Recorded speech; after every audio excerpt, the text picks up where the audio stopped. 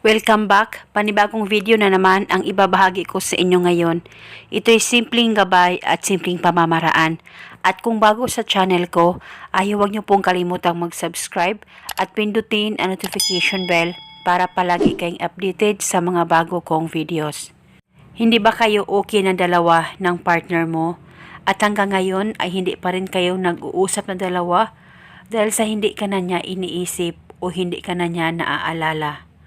Kaya gusto mo ba na siya ay matataranta at mababalisa sa kakaisip sa'yo at ngayon mismo ikaw ay maisipan niyang kontakin at makapag-usap kayong dalawa nang sa ganon maging okay at maayos na kayo sa isa't isa?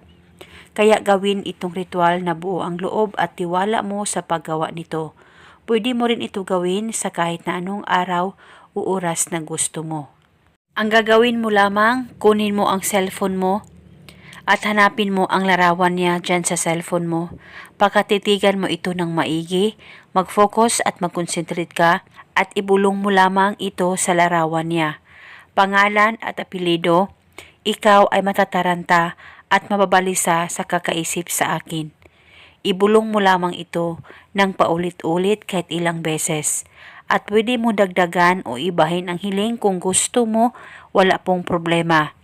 At pagkatapos, halikan mo lamang ng isang beses ang larawan niya dyan sa cellphone mo.